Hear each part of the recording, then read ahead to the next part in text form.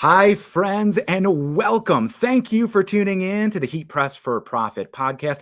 My name is Dave with Stalls and Transfer Express, and I am very excited for today's episode, Capturing the Magic, Successful Marketing in a Crowded Market. Today, I am joined by Lauren St. Ange, the founder of Disney-inspired brand Main Street Tourist, to chat about the challenges and successful tips that she has taken to market and grow her brand in a somewhat crowded market space or marketplace. We're going to bring Lauren here into the studio. Lauren, thank you for joining us today. How are you doing? Thank you for having me. I'm doing great. I'm super excited to be joining you today. Absolutely. We're so excited to have you on. I think your story as a small business is really, really valuable to a lot of our audience out there, as well as really inspirational. So, kind of be without further ado, let's dive right in, Yeah. hear a little bit Okay, let's about go for you it. and your brand, and then we'll get into to kind of the juicy stuff in terms of marketing and sales and kind of hmm how you operate your business and kind of bring it to, the status that I think it's at today. Because yeah, so how did you get Main Street Tourist as a brand started? And you've only been doing it since 2023, right? Right, April of 2023, I launched.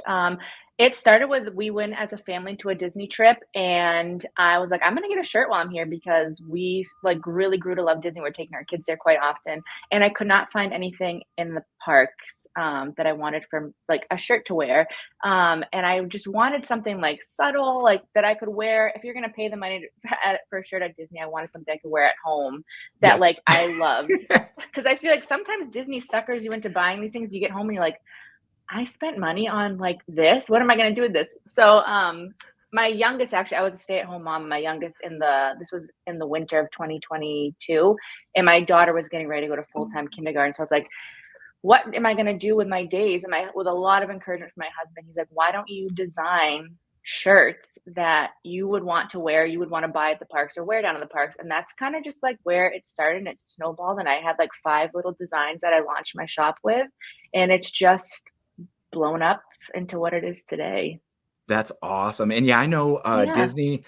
We just came back from a Disney trip last year. They do make it Yeah. incredibly easy to spend money there. Oh my God. Yeah. Yep. I'm But not a shopper, and like there are shops everywhere. I'm like, we just have to go browse because I don't know what happens down there, but it happens every single time. Yep, yep, absolutely. So, that's I think that origin story, to make it Mhm. sound like a nice Disney movie or a Marvel Right? comic, the origin story is something that we hear so often with decorators, kinda looking to take their creativity uh and put it to use and own their own business, do something fulfilling on their Mhm. own terms, their own time, be their own boss. Yep. So kind of what's your background in art, creative, and what kind of was that process for just getting started, and what kind of inspires you? Super loaded question. Yeah, no, so I have a background. I went to cosmetology school and I practiced doing hair, in a salon. I was doing makeup and hair for weddings, while I was a stay-at-home mom and my kids were like really little. But I always thought design would be such a cool thing to get into. Hmm. But so when I started, I was doing a lot of the designs myself. I was self-teaching myself Photoshop. And like when I say self-teaching, it's like the bare minimum because those like Photoshop, Illustrator, Procreate are monsters of software to understand. And in the beginning, it was fine because I had a lot of time. I wasn't super busy. But as my shop got bigger, it was taking me like 8 weeks to make a design because I was still learning on the fly. So at this point in time, I still have like my OG designs that I did, but now I'll come up with like the sketch and then I have an illustrator that I work with who helps me, and he's done it in like a week, and it's like it's been a blessing because I couldn't do it. Move it a little bit faster. I will say that Yeah. even going to like art school and design school, they don't really teach you the full breadth of a lot of those programs. It still is like they'll teach you the fundamentals and like what we're Yeah. looking to do or like certain specifications. But Mhm. yeah, like it is a lot of like self-teaching. But coming from like cosmetology school, you still kind of you're very creative then, even in, Yeah. Oh, I would say I definitely have, like, a creative side. My mom's super creative, and I've always kind of been that way growing up, and I think, like, not to be, like, toot your own horn, but, like, you kinda have to have an eye for design, and I always hate it because I don't wanna say braggy, but, like, you have to know, like, what's gonna look good, like, colors that go together, like, just spatial recognition on design, like, you have to be able to recognize all of that, I think. Yeah, and Um you kinda touched on it a little bit earlier of, like, looking for designs that you would wanna wear, and, like, mhm, yeah, having that kinda, like, taste or, like, just trusting what you would feel comfortable wearing. right. I say that, often, especially to decorators just starting out, like, would you wear it? Then somebody else is going to wear it too. Right, yeah, exactly. I have a couple friends who we kinda all started out, like, around the same time doing Disney shirts and everything like that, and, like, we had, like, a little group chat going, and it was always, "Well, would you wear it? Because if you wouldn't wear it, 1, you're gonna try to sell this now, and people aren't gonna be excited about it, and Mhm, 2, your own, like, personal style is what's gonna set you apart instead of just hopping on the bandwagon and just doing what's trending. If you mhm. do, like, stay true to you, you're gonna find your people, and it will just carry itself." Absolutely, and having that little bit of Yeah. a community too, I like Oh, for yeah. for anybody in any business or, like, doing any venture, like, to have that little bit of communication to bounce ideas off of, have the Yeah. community that also, like, encourages you and uplifts you, and, like, a close-knit Yeah. group of friends is excellent. So where do you get, like, a lot of your inspiration from, like, your aesthetics and stuff? Is it just solely things that you want to wear in your own taste, or do you kind of pick it up from little bits and pieces that you see elsewhere? I have always been obsessed with, like, the 40s and 50s, specifically, like, advertising, and I just love that era. I just have always been super obsessed with, so when I was looking to do this, I was like, "I wanna do vintage." Plus, Disney has such a deep history that you can easily look back and see what they were doing during those eras, so it's, like, fun to kinda just, like, take things from, like, posters or advertising that they did and say, "I kinda wanna, like, make it similar vibes, similar aesthetics."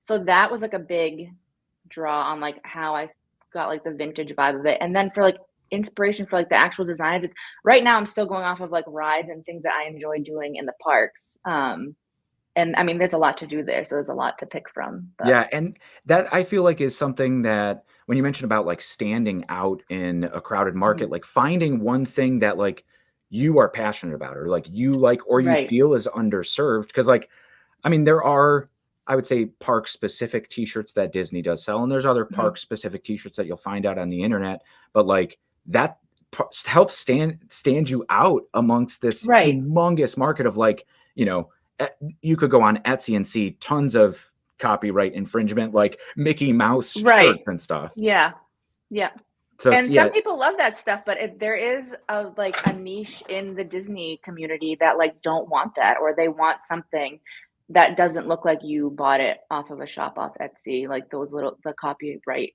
people, yeah, yeah, oh the yeah. infringers. Yes, we've seen a fair share, and I know we've heard tons of horror stories as that, and we'll kinda touch on Yeah, that in just a little bit too. But, like, so, your customers, your target audience, we talked about how crowded of a market that, like, Disney mhm, is, or, like, Disney yeah. adjacent.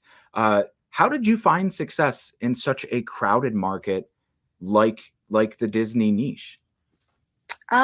So I really do think it was because when I came back from that trip, I myself went on Instagram looking at small shops to see if anyone had the aesthetic that I had. And when I couldn't find it, and that's when I was like, I'm going to do this myself. So I think, yes, it's like Disney shirts, but it's a very niche down design style that's not really out there. So one, I think it helps that this wasn't already really out there. At least that I could. There might be a shop out there, something not that I've come across yet. And I just also think I know my target audience well because I am my target audience. I know exactly what I want and, like, especially for marketing on, like, a social media aspect, I know what I like to consume when it comes to Disney stuff. So, like, it kind of just you have to I think like what you said, like, you have to be passionate about what you do, and, like, I'm Disney obsessed, so, like, it's very easy to connect with your target audience because that's me. It's you. And see, like, that, Yeah. and that really works for a lot of decorators to just stay, Mhm. super engaged, and then know, because I think reaching your audience in a way, especially if you're, like, just like, "What would I like?" Right. really does help out when you look at like planning or what you're going to be putting on, social media. And Yeah. yeah, so I mean, you talk about like your designs kind of really standing out, and it's great that you say that too, because it's so refreshing to hear that like you would think that like just looking from the outside in that like, oh man, Disney, there's so many people, and Disney does an absolute incredible job of merchandising too, but there's so many Right. people who run kind of adjacent to it, but to find something that nobody else was kind of really doing, even though you would think like everything's been done, there's nothing Right. original, but Yeah. applying that like classic, kind of filter to it. So I mean, we have to kind of talk about it, because I think you do an absolutely phenomenal job. But like you like the retro style like really gives your designs the classic and timeless look, but how do you avoid the copyrights? Because we've all heard those Right. horror stories of I of know. course those brands that are just Mickey Mouse ears, or just blatantly taking characters and using them Yeah. infringement. How do you navigate that? I get this comment so many times, or DM so many times. How do you get around it? I don't put anything IP specific, which is like Mickey Mouse. Anything that is like very blatant Disney. One, I don't want to get taken down by Disney, and two, that's not really my style anyways. Like I don't want a shirt with Mickey Mouse on it, so I'm not going to put him on anything that goes in my shop. And two, have said this to a few people who have asked, if you are into like getting into Disney or any type of fandom where you're worried about copyrights or copyright infringement, hire a copyright lawyer and they will walk you through all the legal jargon that you need to know, and they'll make sure, whatever you're putting out, you're not infringing on those laws and you're not going to get in trouble. Well, yeah, So that absolutely. was my That's advice. that's fantastic advice, because like I always like Yeah. we get the question a lot, because I mean, here at Transfer Express and stalls, like if we see, I mean, like blatantly copyrighted images, let's Yeah. just use Mickey Mouse since we're on the example, like we Yeah. will refuse to turn it down, and people will refuse to print it, like, and Yeah. we'll politely say like, hey, do you have a license to use this? Because we definitely do produce things for companies that are licensed through NFL, NBA, like Yeah. the correct companies who are doing it the right way. But it's either, if it's just for personal use, it's like that gray area, because then technically, even if it's Yeah. for personal use, the intellectual property holder could say, well, this is harming our sales. Like that's a Right. sale that we couldn't have got. So, but they're not going to spend the legal fees or have the legal team that Disney does. But Right. yeah, we've seen the Etsy stores get shut down. And for brands like you, where it's like, this is what I do, it's very important to stay on the legal. And I think that's super refreshing to be like, you know, I don't want to give legal advice, and I always preface everything when somebody's like, "Could I use this logo?" Or like we did a Yeah. class kind of at the Graphics Pro Expos, the trade show that is for apparel decorators, like how to get around licensing, Yeah. or not necessarily like get around, but like don't do it. Essentially, was what the the course is, and Yeah. like creative ways to get around it. Or if you want to do get licensed, plenty of people get licensed by a local college or Yeah. university, fraternities, sororities, even still with like the copyrights and the protections on Greek letters and stuff like that, right? So Yeah. how to get around it, but like really it is like, if you're not a legal expert, there's nothing you could do that's going Right. to fully protect yourself in court, except Find a legal expert. consult a legal expert. Yeah. Yeah. So you Yeah. can't say like, not I have to put this disclaimer, not legal advice. I'm not a Right. lawyer. Like, Yeah. no, go talk to somebody who does, if you want Mhm. to, if you want to invest your time in there. And I think I mean, I think like, I know Disney does have some intellectual property like protections against, they're obviously the parks being such a revenue Right. source for them. But like the specific things, the kind of classic and timeless look that you apply to it, and be specific to the things that stand out to you in the park and that resonate with other people, while still just being a nice classic timeless design, I think is so it's refreshing. And I think it does, like, it, as you mentioned it, like it totally does stand you out from everything else that's going out there in the Yeah. industry, or like, yeah, on Etsy or Pinterest that you see of people making stuff with their Cricut, or even to what the actual legit merch that Disney is selling. So that's Yeah. great. You've never ran into any trouble though over the years. No, You've knock been on wood, nothing. I'll Nothing so knock on wood. far. But I think you do a really, really good job. And I think that was the first thing that, because I saw you on a post on Instagram, that kind of like, I was like, whoa, like this is a shirt that I would wear, like, Yeah. never really a huge fan of Disney. You go to the park once and then you're like, what is this magic? Yeah, So right? It's addicting. that's why It we is. labeled the episode kind of capturing the magic. Yeah, I love that. That's so And funny. so, yes, so you stood out a little bit, and I mentioned that found you on social media. What Mhm. role does social media play in your marketing and your sales strategy? If I didn't have social media, I would have 0 shop. It's everything to my shop.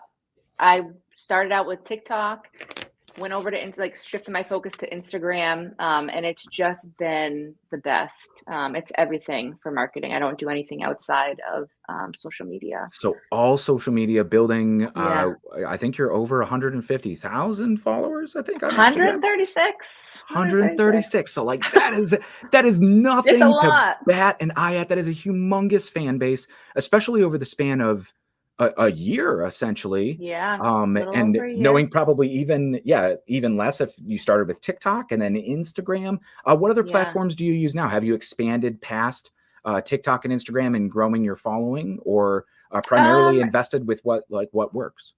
I mean, my Instagram, I have a Facebook page, and anything that I post on Instagram just automatically gets posted there.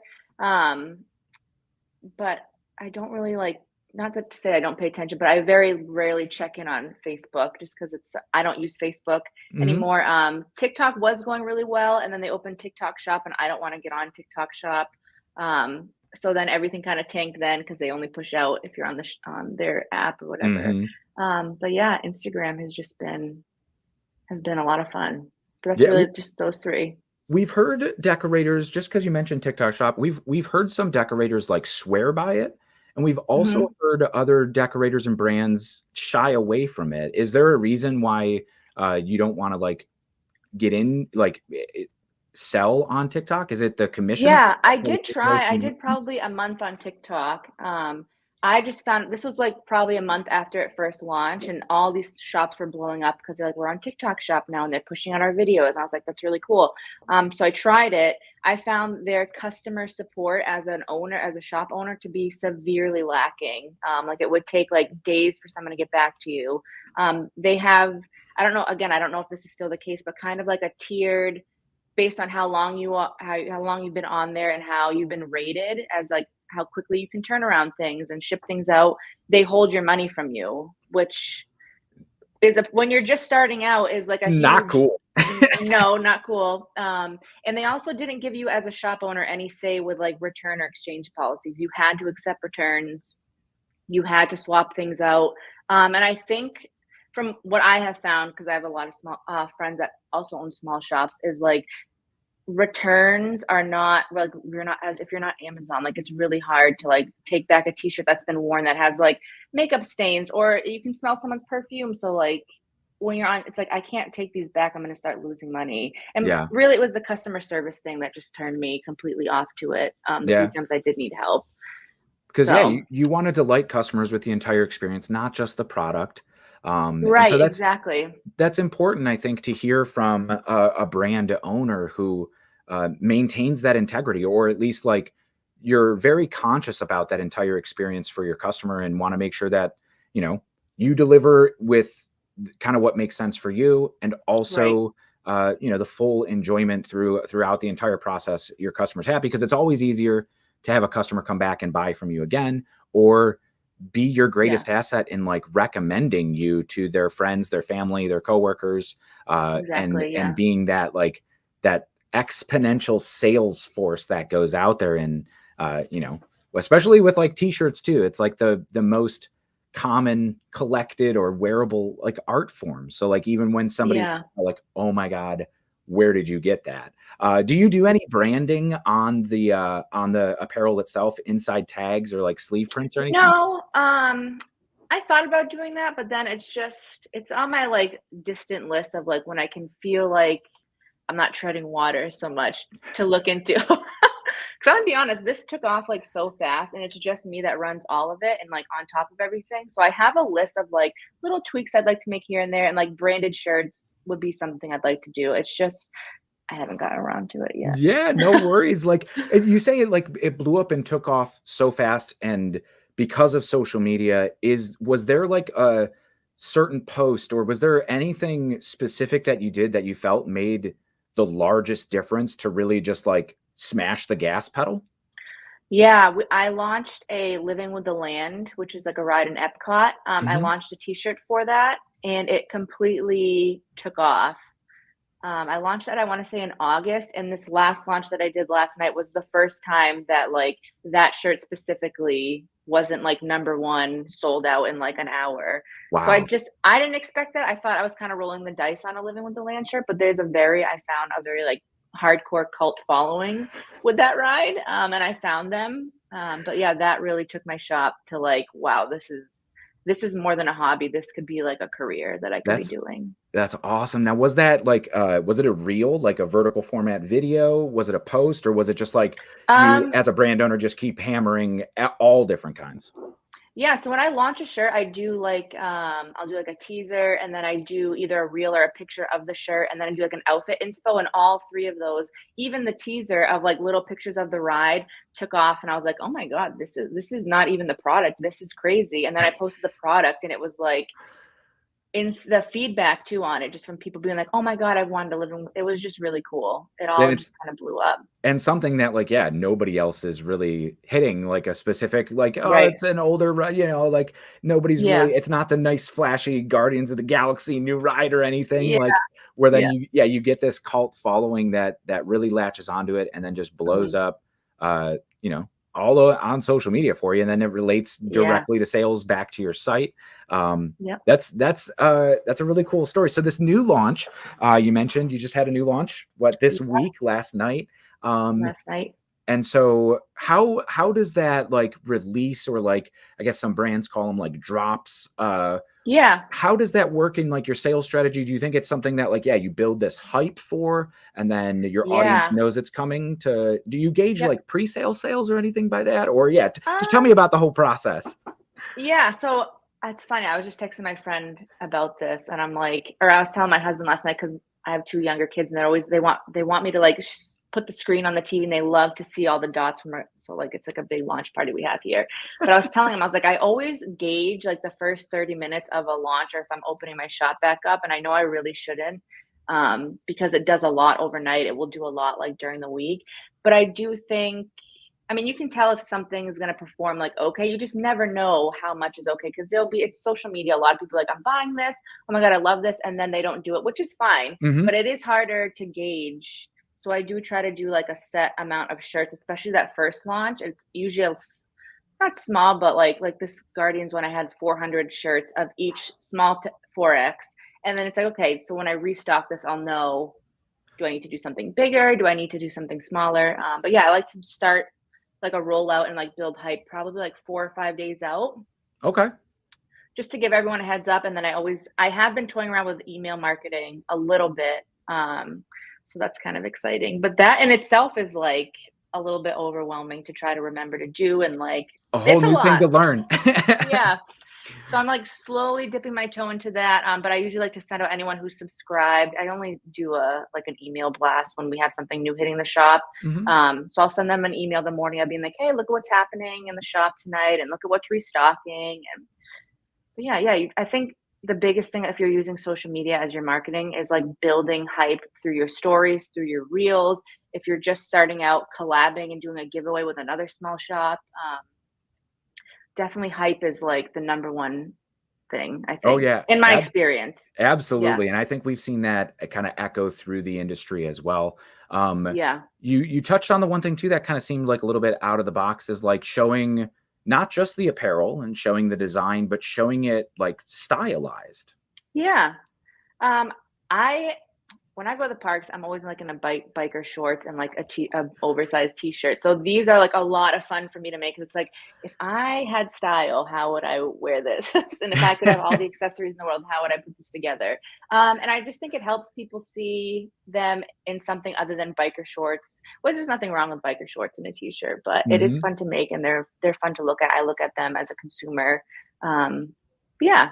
Yeah, it kind of Oh, completes the story, helps people see, yeah. and I think the outfit inspo, you see a lot, not even just in the decorated apparel industry, but beyond that for Yeah. a lot of brands taking advantage of. So that's a great thing to kind of Yeah. keep in mind. I know we're getting a little close to the end of our podcast here. For any of our listeners out there, if you have any questions whatsoever, let us know out in the in whatever platform that you're watching on right now, because I think hearing firsthand from a brand owner who sees the success and grew as fast as you did with like trying to help keep up is an incredible resource to help other brands and decorators out there Yeah, and keep it definitely. up. So you mentioned kind of dabbling in email marketing too for retargeting. How are you building Mhm. that marketing list? Is it just existing customers, or do you have anything that's capturing people who are like interested in your brand?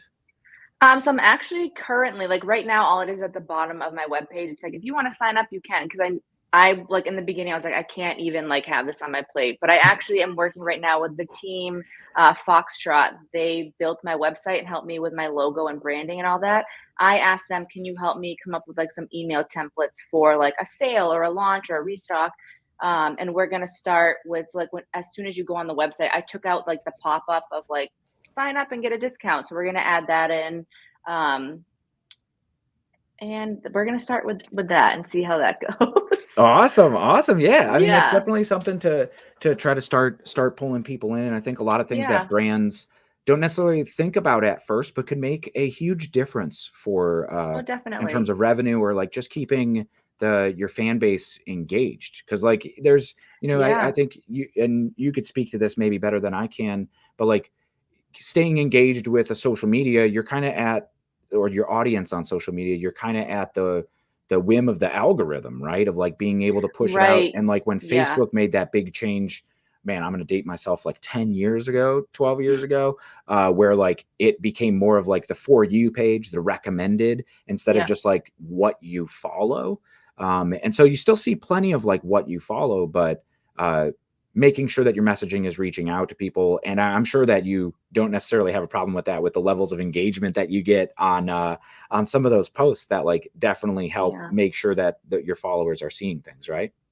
Yeah, well, Instagram actually, it's funny that you talked about the Facebook thing. Instagram probably 2 or 3 months ago changed up the algorithm, and I watched my analytics pretty closely, and I've only been reaching like 27% of, like, my followers. So it's great that the reach is out there, but it's not I feel like if I'm following someone, I wanna see what's happening and like you follow someone to see their stuff and I feel like even as a consumer of Instagram right now, for every one of your friends or someone that you follow post, it's followed by like three, hey, you might like this, which I can appreciate, but I also want to see the people that I'm following. So that's kind of why I'm trying to ramp up my email because I don't want to just solely rely on a changing algorithm that's impossible to like pinpoint what you're supposed to be doing and what you're not supposed to be doing and making Yeah. sure whoever wants to see what's going on, like, has the ability to do so And outside of Instagram. it's a double-edged sword because like it does Oh, help you 100%. expand your audience, but then Mhm. it also limits your reach to your existing audience there too. So Yeah, for definitely works sure. in there. I see Courtney coming in with a question. Um I think this is a different question I clicked on. Can you share your social and maybe what you have done differently, knowing what you know now? And that's a question from Shop Wrinkle Dogs on Instagram. Cool, yeah, my Instagram handle is Main Street Tourist, and if something I might have done differently knowing what you know now, um, what would I have done differently? I think just launching in the beginning, I was so one, I was, like, terrified to launch because I was, like, really afraid of, like, it's so scary putting yourself out there, It truly and is.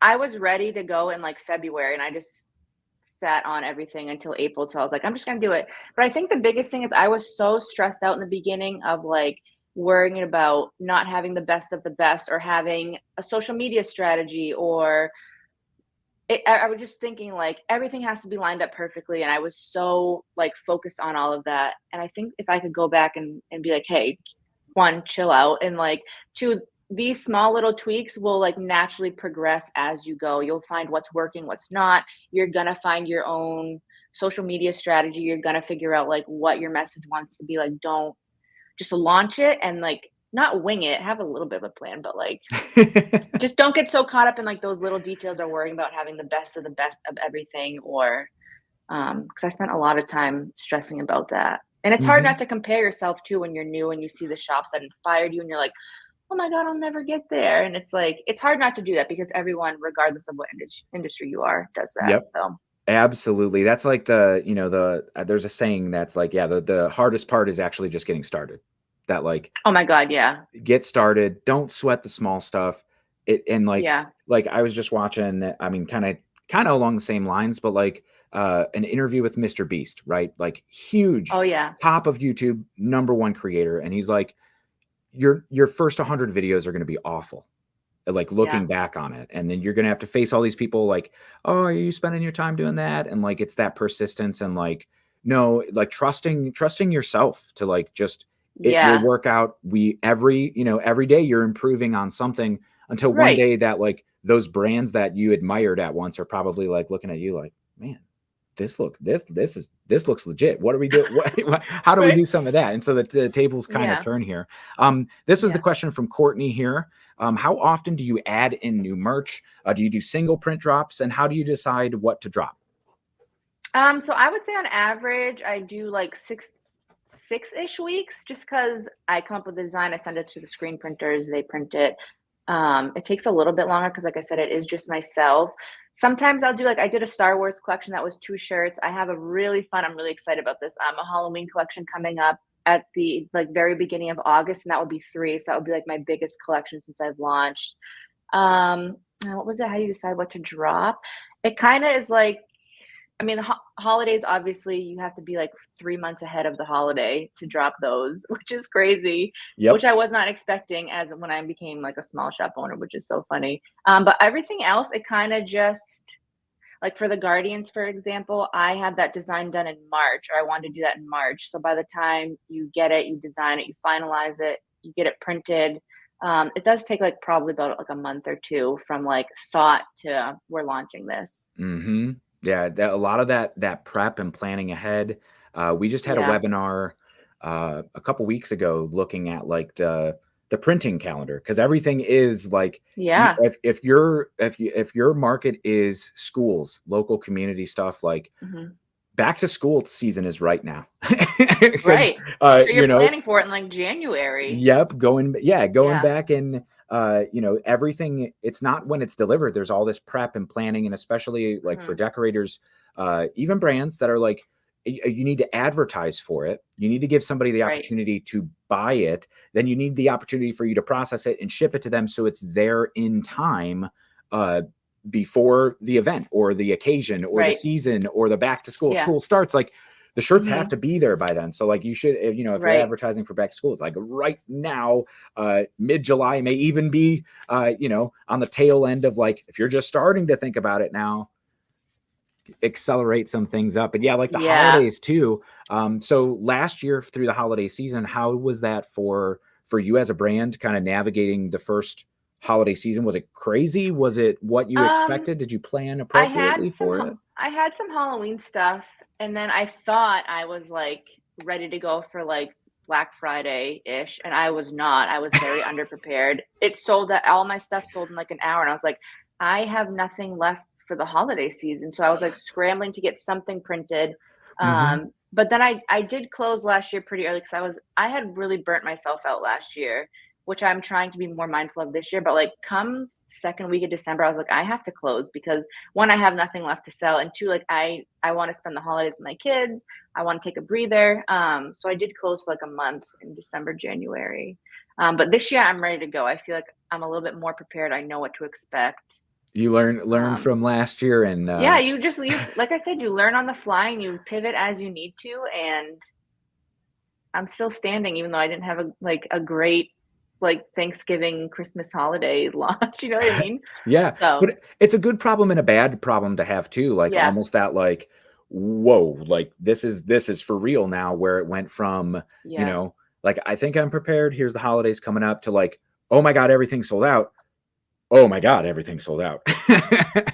Right, yeah, no, I was, like, so pumped, and I was like, "Wait a minute, what am I supposed to do for, like, the next 3, 4 weeks?" When people were like, "Do you have anything else? I really wanna get the Christmas gift," and you feel bad, Yeah. but this year I'm gonna be, way better prepared. Awesome, So, awesome, awesome. So, yeah, and you mentioned, like, taking some time off, so, yep, being kinda like, a solo business owner, especially with a family too, I noticed that you did just take a vacation the past couple mhm. weeks, like, how do you balance that family time with the business that probably is, like, that I feel like it would be like an additional kid or, like, baby that you have It to. definitely is. It is my baby. No, last year, like I said, because just things accelerated so quickly and I didn't want to lose that momentum being in my first year.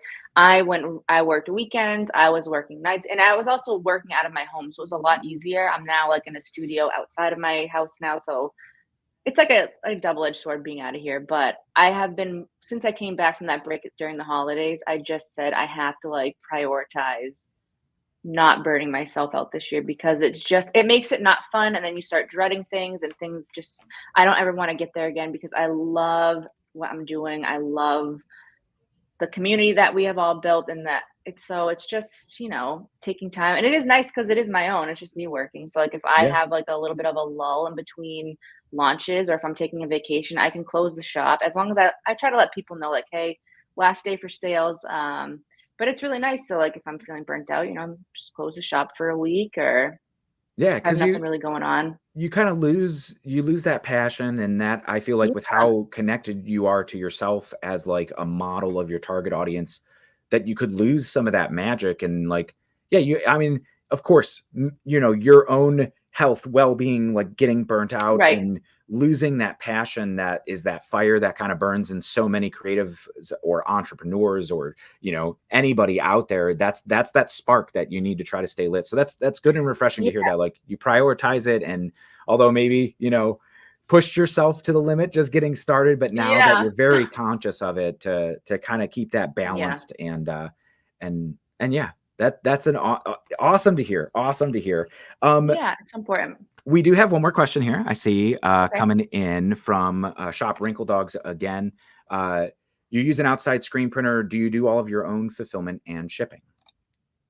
Yes, I actually started with heat press transfers when I first started, and when things got to be like I said, when things kinda took off, I was like, "Oh Blew my up. god, I need to outsource this," and I found, a local family-owned screen printer company, like, 20 minutes from my home, and I called them up. I was like, "Hey, this is what I'm doing. Can you help me?" They said, "Yeah, definitely." I've been working with them since, and they are awesome.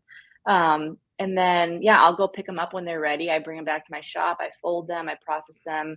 When you get an order, I'm the one packing it up for you and dropping it's either me or my husband sometimes if I can rope him into dropping things off at the post office, So but you do yeah, have an I do it all.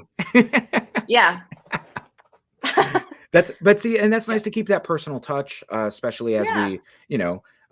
we get so used to like the Amazons of the world, where it's like Right. everything's just a transaction in and out, where it's not like Yeah. you still kind of have that like personalized, like marketplace, like kind of Etsy feel of like this is a handmade product, but a Yeah. hand shipped and like made with love. Yep. We got Yes, another one that's here exactly what I from, wanted. what was that? I said that's exactly what I wanted when I launched all this was that feel. Awesome. Yeah, and then so this one here from, Shop Wrinkle Dogs again. Do you see a lot of repeat customers or mostly first-time purchasers? I get a lot of repeat customers. Like I said, the target market is people who go to the parks and outfits and t-shirts and like planning outfits is a huge part of like going to Disney World, whether you want a matching shirt or all of that. So I think as I roll out new things, people are like, oh my God, this is my favorite ride. I have to add this. Or like I have a lot of people who like have a certain park that they really love and they want all the shirts from that park. So I do get a lot of new customers, but I actually get like a really lot of repeat, which is really nice to see. for Awesome. sure. Awesome. Awesome. Well, Yeah. we are near the end of our time. Lauren, thank you so much for hanging out. I got one more question Yeah. for you before we go. Okay. What is your absolute favorite thing about your brand or being a small business owner that you would like to share? Um, I started out as a stay-at-home mom, which it can be pretty lonely. And when I launched this, I thought, I hope I like make friends that want to meet me in the parks and all that. And I met my best friend through here. I've met actually the trip that I just went on was a trip that I met with like internet friends. We're all from all over and we all met down there. And that has been like the best part of all of this is just the connections that you make online and like meeting them in real life. It's just been like the coolest. The Yeah. impact far more than just in revenue or Oh anything. yeah, That's for that's sure. so awesome, and I don't know if I've ever heard Yeah. an answer like that before. That's so refreshing, so inspirational. Lauren, thank you so much Thank you for having for me. absolutely, yeah. Thank you for This coming was on, fun. sharing your story. And yeah, if you haven't checked out, I mean, we mentioned the timeless and classic and tasteful designs. If you haven't seen Main Street Tourist, go check Lauren out on Instagram and see the brand. Really refreshing to see how you found success with social media and invested a lot into it, and now even growing a little bit farther down the road into other Mhm. marketing techniques, maybe more traditional e-commerce marketing, as you grow this brand and try to re-engage Yeah. into a lot of customers. So, and yeah, I would ask like advice that you have for people starting out or like what you know then, but we already answered that with one of our Yeah. questions from Yep. our audience out there. Absolutely fantastic to have you on. Thank you everybody for listening here. And thanks for tuning in to the Heat Press for Profit podcast. Here at Stalls, we always aim for these podcasts to inspire, help new ideas, help decorators learn, connect, and reach their own success. But until next time, we thank you for listening and happy pressing.